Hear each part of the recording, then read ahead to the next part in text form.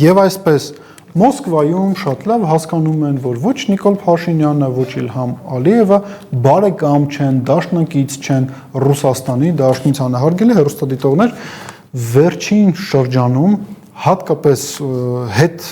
ընտրական փուլում հաշվի առնելով Ադրբեջանից հնչող գնահատականները, Թուրքիայից հնչող գնահատականները, ովքեր շատ ավելի բաց, շատ ավելի անկեղծ խոսում են Զանգեզուրի միջանցք ասվածի վերաբերյալ Զանգեզուրի միջանցքի երևույթի մասին, պարզ է դառնում հետևյալը, որ ժամանակին Ամերիկայի Միացյալ Նահանգների նախագահի խորհրդական Ջոն Բոլթոնի կողմից առաջ քաշված այն թեզը, որ Հայաստանը պետք է հրաժարվի պատմական կարծրատիպերից եւ այդ թեզի շրջանակներում Հարավային Կովկասում աշխարհաքաղաքական պատկերը պետք է փոխվեն, այդ քաղաքական աշխարհաքաղաքական կոնցեպտի իրականացումը ինքը շատ ավելի արագ տեմպերով է ընթանում ու նաև ակնհայտ է հետևյալը, որ Հայաստանի համար պատմական կարծրատիպերի փոփոխությունը չէր կարող տեղի ունենալ միայն Նիկոլ Փաշինյանով, ինքը չէր կարող տեղի ունենալ նաև իր նախորդի գործողություններով միայն, դա պետք է տեղի ունենա մի շարք սուբյեկտների, նաև Հայաստանից դուրս գործողությունների արդյունքում եւ այդ սուբյեկտներից մեկը Իլհամ Ալիևն է։ Իլհամ Ալիևն է, որ պետք է Նիկոլ Փաշինյանին օգնի հայ հասարակությանը համոզել, որ դա լավ է, որ Արցախը հանձնվել է, դա լավ է, որ հնարավոր է անկլավները հանձնվեն, դա լավ է, որ հնարավոր է 300,000 ադրբեջանցի տեղափոխվի Հայաստան, դա լավ է, որ Զանգեզուրի միջանցքը հանձնվի Ադրբեջանին։ Այս ամեն ինչը Նիկոլ Փաշինյանը ինքը պարտավոր է անել Ադրբեջանի եւ Թուրքիայի առաջ, բայց ինքը նաեւ չի կարող դա անել առանց Ադրբեջանի եւ Թուրքիայի աջակցության, այսինքն առաջին ջութակը Փաշինյանն է, բայց իրեն աջակցում եւ աջակցողներից մեկը իհարկե Ադրբեջանի նախագահ Իլհամ Ալիևն է, ով վերջերս հայկական օկուպացված Շուշիում մի շարք հարցերի է անդրադարձել, այդ թվում նաեւ ռուս-ադրբեջանական հարաբերություններին, ինչպես նաեւ ինքը գնահատական է տվել սովետական միության տարիներին ադրբեջանական պետության գոյությանը մինչև սովետական շրջանը ադրբեջանական պետություն ընդհանրապես գոյություն չուներ, բայց արձանագրենք հետևյալը, որ Իլհամ Ալիևը գնահատում է այդ տարիները որպես օկուպացիոն տարիներ Ադրբեջանի համար։ Ինքը նաև գիտեք ինչից է նեղսրտում, որ ասում է ադրբեջանական նավթը սովետական միության իշխանությունները վերցնում էին Ադրբեջանից, վաճառում են եւ Ադրբեջանը այդտեղից ոչինչ չէր ստանում։ Իրականում Ալիևի խոսքերում արձանագրումն է նրա, թե ինչու առհասարակ տապալվեց սովետական միությունը, փլուզվեց սովետական միությունը, որովհետև կային տեղային բդեշխներ, տեղական էլիտաներ, որոնք կարծում էին, որ անարդարացի է, որ իրենց ձեռքի տակ եղած ռեսուրսները իրենք պետք է վերահսկվեն պաշտոնական Մոսկվայի կողմից, իրենց ռեսուրսները պետք է ուղարկվեն, դրանց արդյունքները պետք է ուղարկվեն Մոսկվա, Մոսկվան այնտեղից պետք է վերաբաշխում իրականացնել, այսինքն իրենք ինչ էին ուզում, իրենք չէին ուզում, որ նավթը Ադրբեջանի օրինակով բնեք դառնա Ադրբեջանի ժողովրդի նավթը, իրենք ուզում են, որ նավթը լինի Ալիևի կլանի նավթը, այդ իսկ պատճառով, եթե պետք էր փլուզման տանել Խորհրդային Միությունը, պետք էր տանել փլուզման Խորհրդային Միությունը,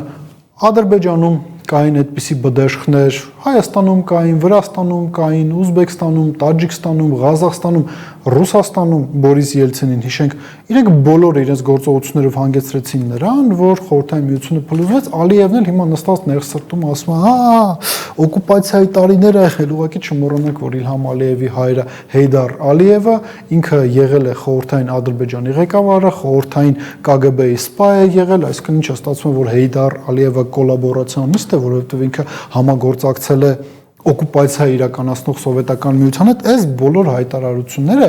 ադրբեջանական կողմի իրենք չեն կարող Ռուսաստանի կողմից աննկատ մնալ, ավելին նույնիսկ միջև օկուպացված Շուշիում խոսելը Իլհամ Ալիևը բազմիցս ասել է, այստեղ իդեպ կրկնել է նաև Նիկոլ Փաշինյանի թեզը, թե բա ռուս-ուկրաինական պատերազմի համատեքստում Ադրբեջանը Ռուսաստանի դաշնակիցը չէ, կամ Ուկրաինայում ընթացող պատերազմի համատեքստում մենք չենք կիսում պաշտոնական Մոսկվայի տեսակետը, այլ կերպ ասած իրենք աջակցում են Ուկրաինային առավել եւս, որ վերջերս Վլադիմիր Զելենսկին շնորհակալություն էր հայտնում Ադրբեջանին եւ Թուրքիային ռազմական ոլորտում համագործակցության համար, այս ամեն ինչը Ռուսաստանում իհարկե հասկանում են, տեսնում են,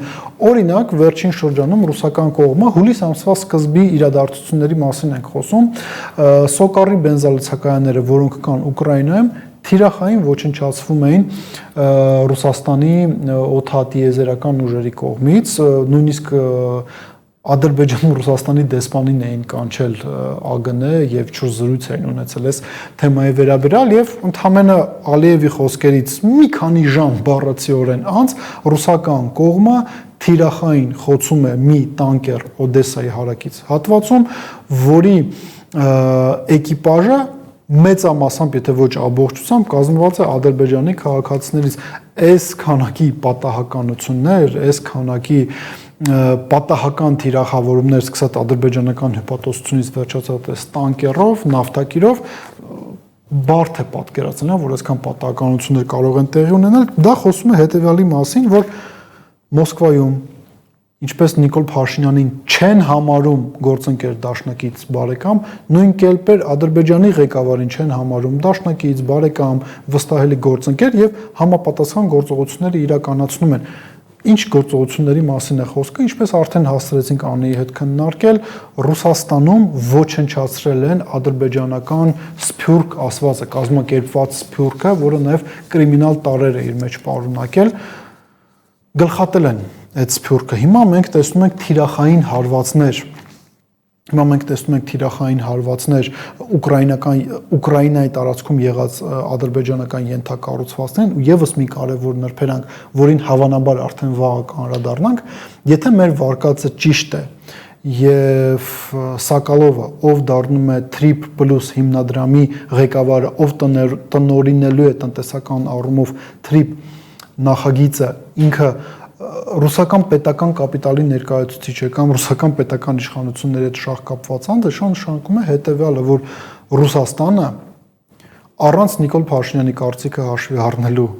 առանց Իլհամ Ալիևի կարծիքը հաշվի առնելու գալիս է եւ մաս է դառնում Trip նախագծին, անկախ նրանից, թե ինչ անում Նիկոլ Փաշինյանը, ինչ է ուզում Իլհամ Ալիևը, ինչպես են իրենք փորձում Ռուսաստանին դուրս մղել տարածաշրջանից։ Իրողությունները վկայում են հետևյալի մասին, որ այս աշխարհաքաղաքական տանգոն, որը Նիկոլ Փաշինյանը եւ Իլհամ Ալիևը պարում են, այդ աշխարհաքաղաքական տանգոյի ժամանակը կարծես թե սպառվում է։ Մտածեք այդ մասին։